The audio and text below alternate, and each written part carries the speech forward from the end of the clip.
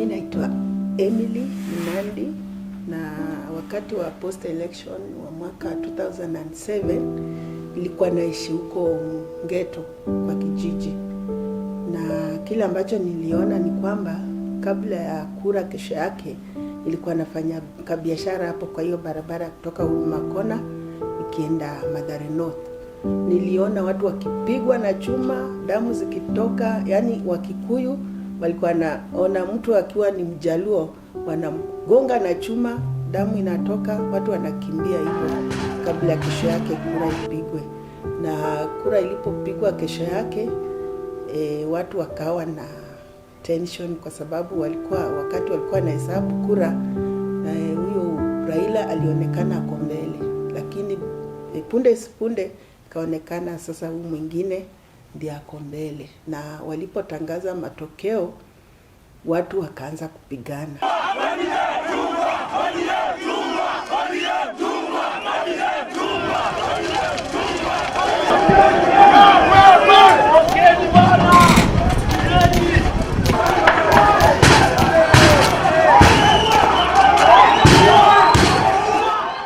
Na mapigano sana yalikuwa kwa hiyo kijiji ya Ngeto. Usiku hatungeweza kulala, watu walikuwa wameshika mapanga, yani Wakikuyu wanatafuta Wajaluo, wanawakatakata, watu wengi waliuawa, na sisi sasa ilibidi tuhame hiyo kijiji sababu hii kanisa ilikuwa imeanza kujengwa. Tukakimbilia hapa, tukakaa. Kesho yake tuliporudi huko kubeba vitu kadhaa, tulipata zingine zimeibiwa, tukabeba kidogo, lakini yale ambayo tuliona tu ni watu kuuawa. Tulipofika hapo roundabout Huruma, walikuwa wanaangalia, wakiona huyu ni Mjaluo wanamshika, wanamkata. Sasa sisi tulikimbia na hizo vitu zetu, tukatafuta njia nyingine ya kupitia, ndio tukafika hapa. Na sasa ikawa shida kwetu, hatungeweza kufanya biashara, tukakaa kwa nyumba, tukawa tu watu wa kusaidiwa hadi mambo ilipotengenezwa ikarudi sawa. That was there in 2007. Having it in mind, we are talking about this after a very long time. I have to jog my memory. To see and remember whatever happened. Actually, it wasn't so good for us because we were still young. I was at an age when I was getting married actually, and we had just moved into Kariobangi site where we stay, and so many things happened after we did our elections, and then there was this dispute between the president and the opposition leader. In December 30th, 2007, the third president of Kenya was sworn in back to states with 46 votes %. The leader of opposing political party claimed that the elections were manipulated, thus announcing the mass protest against the official results that led to We are stolen the votes. Kenyans cannot tolerate it, and the international community cannot tolerate it. We are telling Mwai Kibaki it will not be long. He will have to quit State House because he did not win. We are making it categorical that this is not going to be about the opposition leader was going to take over, but the president was forced in. So everything turned up or turned bad that day that the presidential candidate was announced, and it wasn't so good for us because where we are staying here, we had just moved in from down there in Kiamaiko.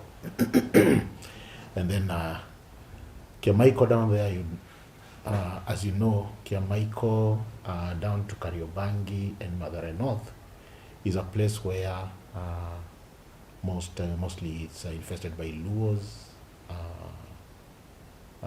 Okay, we have Kikuyus down there, but Luos are so many, Luyas, Kisis, and most of those people were pro the opposition leader. So once the presidential election was announced, actually the violence started from down there. We had, like if I would say in Swahili, tulikuwa na magurudumu ya magari yalichomwa, barabara zikafungwa, watu walikuwa wanakimbia left right center, watoto wa shule. Actually it was in the evening, like around 5 in the evening.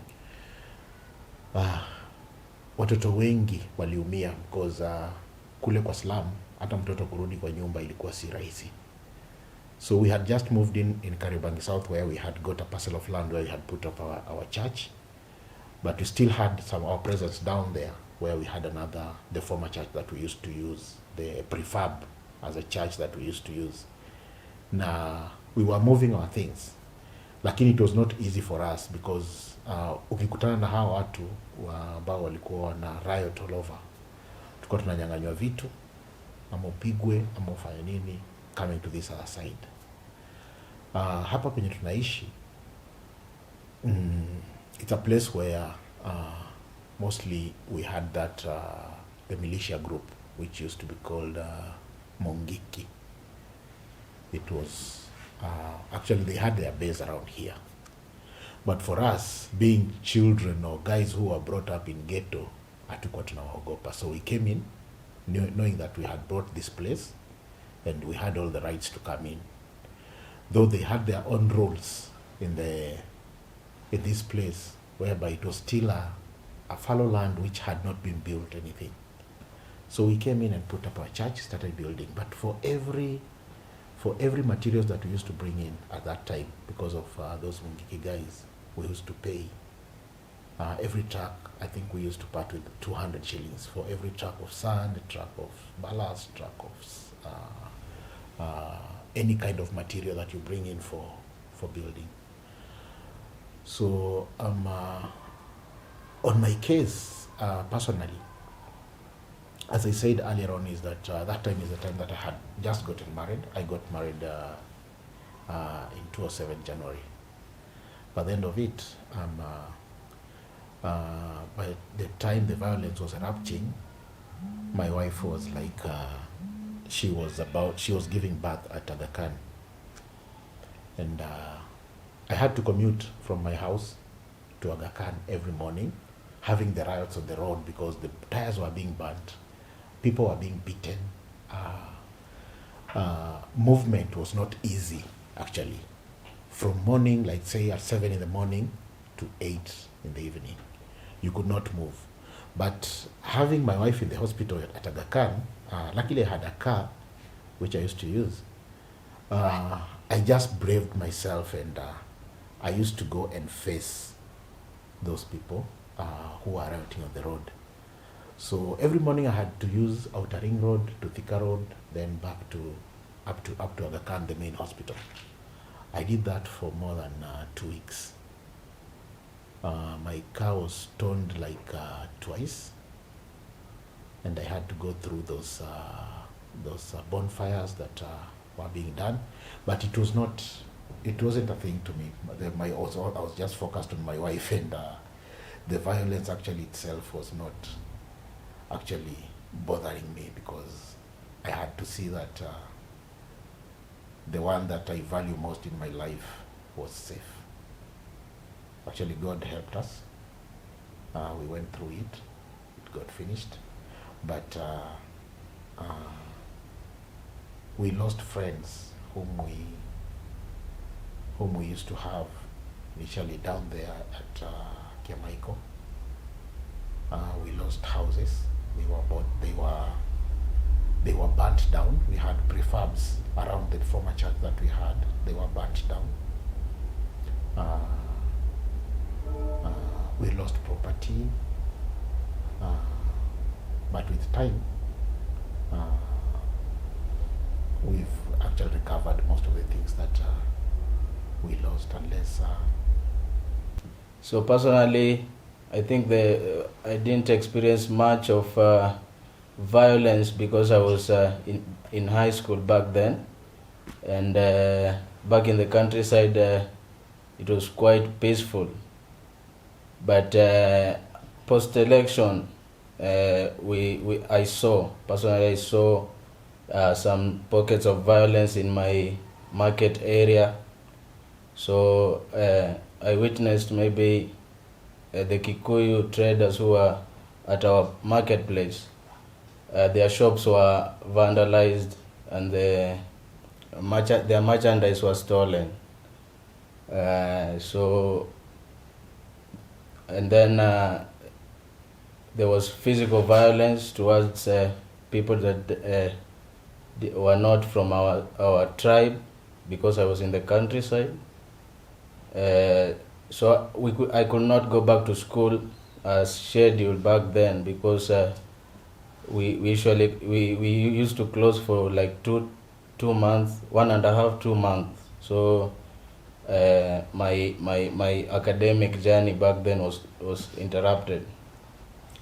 I think also the experiences I saw on TV and the kind of stories I heard from the radio about people being burnt in churches, and the graphic videos I saw, post-election violence, I think up to today, I think they were quite traumatic. Up to today, I think I can recall the level of violence that I have not experienced to date. So that part really impacted my life. So until today, maybe that part changed my life. Being 30 years today, it changed my mindset. So I now can vote.